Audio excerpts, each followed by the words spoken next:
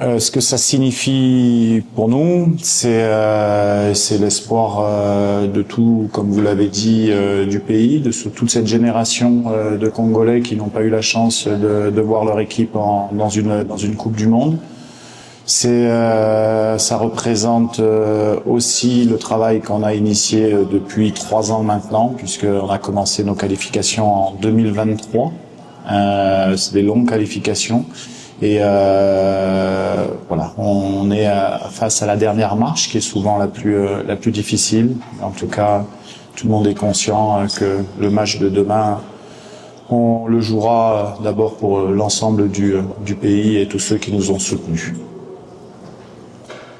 Mais si la Jamaïque est à ce stade en même temps que nous, c'est qu'elle mérite d'être ici. C'est une bonne équipe qui a fait des bonnes phases de qualification, qui a malheureusement fait ce match nul chez eux contre Curaçao, mais c'est une équipe qui a un très bon potentiel, avec des joueurs qui jouent dans des bons clubs. Donc on connaît bien forcément, mais nous on a l'habitude de se concentrer sur nos forces. Et puis la deuxième question, comme je l'ai dit, la première question, c'est le groupe a bien travaillé depuis pas mal de temps, le staff, le gouvernement nous suit également et on souhaite continuer à avancer pour montrer que le football congolais est à la hauteur d'autres nations, et que c'est une grande nation du football et qu'il y a de très très bons joueurs au Congo. Merci. Sur la première question sur l'état d'esprit, c'est un match, ça se joue demain, ça se joue pas avant. Nous, il va falloir être bon demain. Comme je l'ai dit, on va avoir une bonne équipe devant nous, et à nous de savoir répéter ce qu'on fait depuis quelques années et surtout de faire le match qu'il faut demain. Donc pour nous, on a travaillé de manière, on va dire entre guillemets classique. C'est-à-dire qu'on a fait un match amical où on a pu donner du temps de jeu à certains joueurs. Tout le monde est opérationnel pour demain. Donc après, il faut faire un bon match. Et c'est demain qu'il faudra faire un bon match. L'état d'esprit est bon. On connaît la qualité de nos joueurs. Maintenant, ça sera un match qui se jouera à pas grand-chose. Et il faudra être concentré du début jusqu'à la fin. Donc non, on a mis un plan de jeu en place, c'est sûr. D'abord en s'appuyant sur nos qualités à nous, sur nos forces à nous. Après, on verra ce que ça donne dans l'entame du match. Comme je l'ai dit, il faudra que techniquement nos joueurs soient bons, mais de toute manière on a de bons joueurs. Mais dans des matchs comme ça à enjeu, c'est ce que je leur expliquais, c'est-à-dire que c'est pas une finale de CAN où vous pouvez perdre un match et être deuxième. Là, c'est soit vous passez, soit vous vous arrêtez. On a l'habitude de ce genre de match, puisqu'on a joué le Cameroun, on a joué le Nigeria dans ces configurations-là. Donc mentalement, les garçons sont forts et ils savent ce qu'ils ont à faire demain. Oui, c'était important pour nous qu'on arrive assez tôt, parce que c'est vrai que c'est un peu en altitude et qu'il fait chaud. On a l'habitude de jouer sur des chaleurs comme ça en Afrique. Le match est à 15h. Ça fait 2 séances d'entraînement qu'on fait où la température est un peu moins haute. Mais on s'est bien acclimaté en tout cas depuis 8 jours, et c'était essentiel pour nous de venir le plus rapidement possible. Et on estime qu'on a bien travaillé cette semaine et que on a pu connaître également le match de jeudi avec une bonne ambiance au stade, et voilà, j'espère que demain ça sera aussi un beau spectacle du football, parce que le match sera très regardé et c'est important de donner une bonne image de notre sport. Moi, c'est ce que vous avez ressenti, mais au final, on communique, je pense, tous les jours sur les réseaux de la fédération. Après, on a besoin de concentration. On respecte les règlements. Il y avait 2 séances ouvertes et une séance à huis clos. On a ouvert 2 fois. Ça n'a pas été plus en vase clos que ça. Après, c'est sûr que on a besoin de se concentrer également. On a besoin de partager des moments aussi. Et donc, c'est important, mais c'est pas plus protégé que sur les autres rassemblements. Merci pour la question. Donc au niveau de mon cœur, je pense que ça va, je vous le dirai demain. On n'avait pas pu battre le Sénégal, mais on a battu le Cameroun et le Nigeria. Donc voilà, un match de football, il y a toujours 3 résultats possibles. Hein. Sauf que demain, il n'y en aura que 2, soit un vainqueur, soit une défaite. En tout cas, on a travaillé, les joueurs sont concernés. Après, la vérité, ça sera la vérité du match de demain. Et puis, on a la chance, pour la deuxième question, d'avoir 26 joueurs. 23 joueurs seront alignés sur la feuille de match. Et vous savez très bien l'homogénéité qu'on peut avoir dans le groupe. Donc, on fera des choix demain en fonction du début et de la stratégie qu'on veut mettre au cours de la rencontre. Vous avez dit que vous connaissiez le 11. Très bien, mais on verra demain quel 11 sera aligné, avec quel système de jeu on utilisera. En tout cas, le principal, quels que soient les joueurs, quel que soit le système, c'est de faire un bon match, de jouer avec fierté pour défendre haut les couleurs du Congo.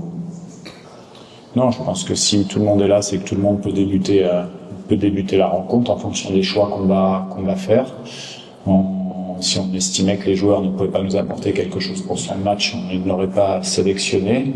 Voilà. Après, il y a ce que vous connaissez des temps de jeu des joueurs. Il y a nous ce qu'on connaît, ce qu'on suit aussi avec les clubs. C'est pas parce qu'il y a des joueurs qui ne jouent pas, qui compensent pas le lendemain, qui jouent pas avec l'équipe, d'autres équipes et ainsi de suite. Bon, mais en tout cas, ce qui est sûr, c'est que demain, les joueurs qui seront alignés seront prêts à défendre les couleurs du Congo. Et plus, comme je leur dis et je le répète, on a vraiment la plus grosse force qu'on peut avoir dans cette équipe, c'est notre homogénéité et le fait que ceux qui rentrent sur le terrain soient impactants. On l'a vu quand même beaucoup de fois dans nos résultats. Voilà, c'est la chance que j'ai d'entraîner cette équipe, c'est qu'on a de vrais professionnels qui sont à la disposition de l'équipe, du peuple, et quel que soit le temps de jeu, ils vont donner le maximum de leurs possibilités pour défendre hautement les couleurs du Congo. Non, ces joueurs-là, ils ont effectivement, vous savez que dans toute réussite, il y a une part d'échec, hein, c'est comme ça qu'on se construit.